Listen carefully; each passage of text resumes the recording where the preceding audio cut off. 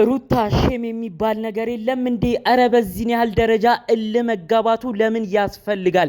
ትናንትና ድብልቅልቁን የወጣው አንድ ቪዲዮ ተለቆ ነበር። ያ ቪዲዮ ከተለቀቀ በኋላ በስተመጨረሻ ከተመለከታችሁ አብርሽ የገዛ ዘመዶቹ ታላቅ ወንድሙ ዴቫ፣ ታላቅ እህቱ ቡዜ አንድ ላይ በመሆን አብርሽ ወንድማቸው ሁሉም ድራማ እንዲወጣ ለማድረግ ጥረት ሲያደርጉ ተመልክተን ነበረ። ሀብሉንም ለማውለቅ ሞክረው በዛው ቪዲዮ አይተናል። ታዲያ እዛ ቪዲዮ መጨረሻ ላይ ልብ ብላችሁ ካያችሁ ሩታና ኤፋ አንድ ላይ እዛ ቤት ሲመጡ አይተናል። ይሄ ነገር እንዴት እንደተከሰተ በዝርዝር አስደምጣችኋለሁ።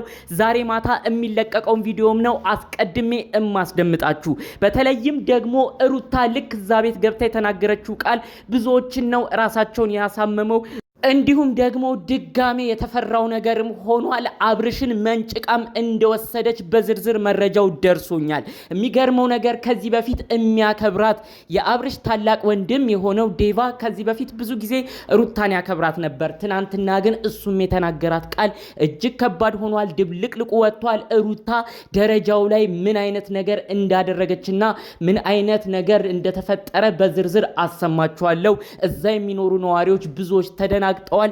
ሰው ከቦም የተለያዩ የህግ አካላቶችንም ሲጠራ እንደነበር በዝርዝር መረጃው ደርሶኛል። ሰላም ውድ ሀገሬ ልጆች፣ በተለያዩ ዓለም ሀገራት የምትገኙ በያላችሁበት ሀገር ሰላማችሁ ይብዛልኝ።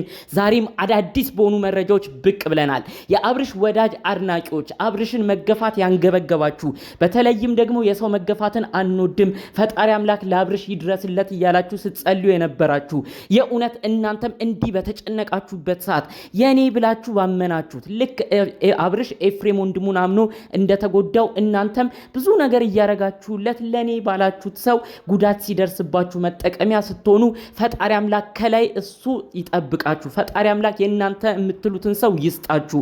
የኔ ወንድማችሁ ምርቃት የሚመቸው እንደተለመደው አሁኑኑ ቪዲዮ ላይክ በማድረግ ይጀምር እባካችሁ። ለቤቴ አዲስ የሆናችሁ ሰዎች ደግሞ ሰብስክራይብ አድርጋችሁ የኔን ቤተሰብ ሁኑኝ። ቀጥታ ይዤ ወደ መጣሁት ዝርዝር መረጃዎች ነው እማመራው። እዛ ቪዲዮ ላይ እንዳያችሁት የሚያስደስት ነገር አይተን ነበር። ይህ ደስታ ግን እንደው በቅጡ አንድ ቀን እንኳን ሊሻገር አልቻለም። ከባድ ነገር ተፈጥሯል። ዴቫና ቡዜ ሁሉም ቤተሰብ አንድ አቋም በመውሰድ የአብርሽን ሀብል ለማውለቅ ሲታገሉ ተመልክተናል። ነገር ግን ሩታና ኤፋ እዛ ቤት ደርሰዋል። እዚህ ቤት እንዲመጡ ያደረገው ዋነኛ ነገር ልንገራችሁ። አብርሽ ምልክት ሰጥቷቸው እንደደወለ መረጃውን ሰምቻለሁ። አብርሽ አሁንም ቢሆን ቀልቡ ወደነሱ አይምሮ ወደነሱ እንዲያደላ ብዙ ስራ የሰሩበት ሩታና ኤፍሬም። ስለዚህ መታጠቢያ ቤት ደርሼ ልምጣ ብሎ ወደዛ ሄደው ያለውን መረጃ ደውሎ ሊነግራቸው ነው። አብርሽ አሁንም በጤናው አይደለም።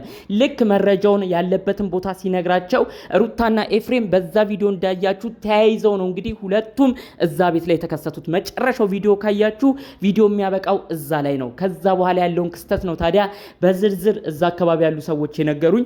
ምንድን ያሉኝ? ሩታ እዛ ቤት ስትደርስ ድብልቅልቁ ወጣ። በተለይ የአብርሽ ታላቅ ወንድም የሆነው ዴቫ ብዙ ጊዜ የሚያከብራት ዴቫ ብዙ ነገር ነው ሩታን የተናገረው። ለካ ዝም የሚል ሰው እንዲናገራሉ ብለው ነው እንግዲህ በዝርዝር መረጃውን የነገሩኝ ማለት ነው። ዴቫ ምንድን ያላት? እኛ ወደን አምነን ብንሰጥሽ ልጃችንን ለልጃችን ተባብለን ወደን አክብረን ከሩታ ጋር ኑር ባልን፣ አንቺ ግን ወንድማችንን መጫወቻ አደረግሽው። አንቺ ግን ወንድማችንን አፈዘዝሽው።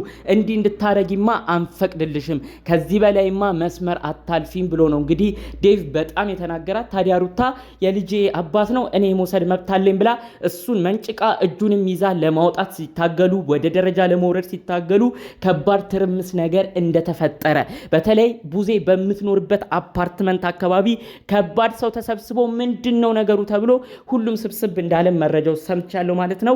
ሩታ የሚገርማችሁ መንጭቃ ከኤፍሬም ጋር አብርሽን ይዛ ወጣ።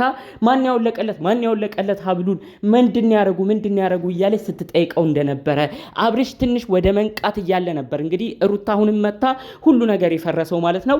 እሱን ይዛ ለመውጣት ታገሉ። ምንም ሊሆን አልቻለም። ህዝብ ተሰበሰበ። ይሄ ነገር ምንድነው ብለው ማያውቁት ሰዎች ራሱ ተደናገጡ። ከሆነም የህግ አካል ይጠራ እየተባለ ሁሉ ከባድ ትርምስ ነው የተፈጠረው። ከሚገርማችሁ ነገር አብርሽ እንደ ህፃን ልጅ እንደ 3 ዓመት ልጅ እንደሚታገስ ልጅ ነው እንግዲህ እጁን ይዘውት ስቦት ሊወጡ ሲሉ በዚህ በኩል ያሉ አትወስዱትም እያሉ ይጎትታሉ። እነ ቡዜ እነ ዴቫ እንዲሁም ደግሞ እነ ሄርሜላ አትወስዱትም እያሉ አብርሽን ሲጎትቱ፣ በዛ በኩል ደግሞ ሩታና ኤፍሬም እንወስዷለን እያሉ ይጓተታሉ። ሰው ተደናግጦ ምንድነው እንደ ህፃን ልጅ የሚታገተው ብሎ እንግዲህ የተለያዩ ሰዎች የህግ አካላቶችንም ሊጠሩ እንደነበርም መረጃው ደርሶኛል ማለት ነው። ሩታ ታዲያ መንጭቃ ነው እንግዲህ ከዛ ቤት ለመውሰድ እንደሞከረች መረጃውን የሰማሁት። ደረጃውን ሁሉ አውርደዋለች። ምናልባት ጨክናም ከወሰደችው ከለቀቁላት አላቅም ይመስለኛል።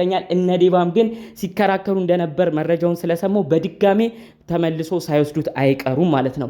ተመልከቱ ምን አይነት ጉዳይ እየተፈጠረ እንደሚገኝ። አብርሽ ትልቅ ልጅ ነው። አብርሽ ያ ምናምን ዓመት ወጣት ልጅ ነው።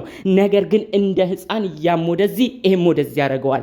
ሩታ ግን ከሁሉም የበለጠ ትልቅ ስህተቶችን እየሰራች ነው። ያከበሯትን፣ ብዙ ፍቅር የሰጧትን፣ ብዙ ቦታ የሰጧትን የአብርሽን ቤተሰቦች እጅግ እያሳዘነች፣ ጭራሽ ይበልጥ በነሱ ያለው ሁሉ ተስፋ እንዲሟጠጥ፣ በተለይ ደግሞ የአብርሽ ቤተሰቦች ሩታን በጣም እንዲጠሉ እያደረገች ነው። የአብርሽ ወንድም ተናግሮ ማይናገረውን ቃል ነው ሲናገር የነበረው። የወለደም ሰው ቢሆን ይለያያል። ይሄ በእናንተ አልተጀመረም። ያንቺ ግን ምን ነው በዛ። እኔ አክባሪሽን እንኳን አላከበርሽም። የገዛ ወንድሜን ነው መጮቻ ያደረግሽው። ካንቺ ጋር እንነጋገራለን ብሎ ነው እንግዲህ ቀጥታ ሲመልስላት የነበረው። ሩታን እንደዚህ ብሏት አንድ ቀንም አይተናናቅም ነበረ። ይኸው የማይናገር ሰው ግን ሲናገር እንዴት እንደሚናገር ጥንቅቅ አድርጎ ያሳየን ይመስለኛል። ሩታ እባክሽ አሁንም ቢሆን ያከበሩሽን ሰዎች አክብሪ። እንዴት ነው አብርሽ ላይ ተንኮል ስታስቢ በአብርሽ በኩል ያሉ አባቱ ጋሽዬ ላንቺ ክብር የሚሰጡሽን፣ ወንድሙን ዴቫ ላንቺ ክብር የሚሰጥሽን እነዚህ ሰዎች ያዝኑብኛል ብለሽ እንዴት ቆም ብለሽ አታስቢም? ከዛ አልፎ ተርፎ ደግሞ ወደፊት የአብርሽን ጉዳይ እንኳን እነዚህ ሰዎች እንዳያሸማግሉሽ እንዳያስታርቁሽ ዛሬ ላይ የምትሰሪያቸው ተንኮሎች እነዚህ የአብርሽ ቤተሰቦች ራሱ አረቺማ አትገባውም፣ ልጁን እያፈዘዘች እያደነዘዘች ጭራሽ ለህይወቱ መጥፎ ነገር ነው የምትሆነው ብለው እነዚህ ሰዎች ራሱ ባንቺ ያላቸው አመለካከት እንደሚቀየር ነው የምነግርሽ። እንዴት መካሪ ታጫለሽ ሩታ? እንዴት ሃይባይ ታጫለሽ ሩታ? ዛሬም እዛ ቤት ድረስ መተሽ የህግ አካላቶች በሰፈር ሰው እስኪጠራ ድረስ ወስደዋለሁ ብለሽ መታገል ምን የሚሉት ነው?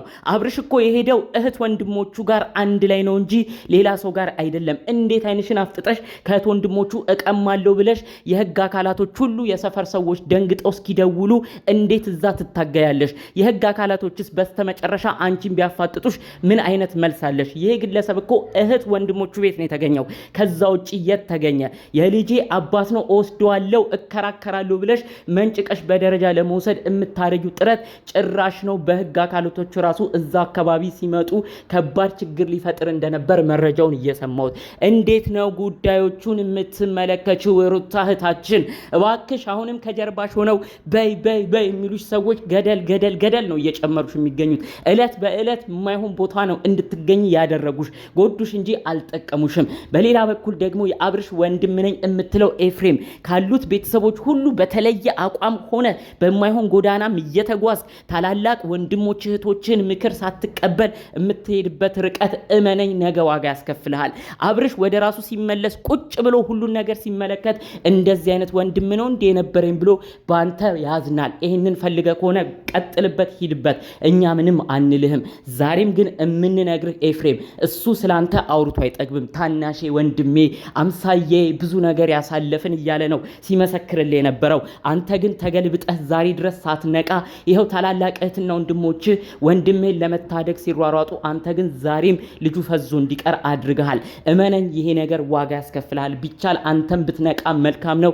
ካልሆነ ግን እንኳን ካብርሽ አይደለም ታላላቅ እህት ወንድሞች ራሱ ወደፊት አይንህን እንደማያዩትና አንተንም እንደማይፈልጉ ነው አስረግጬ እምነግርህ።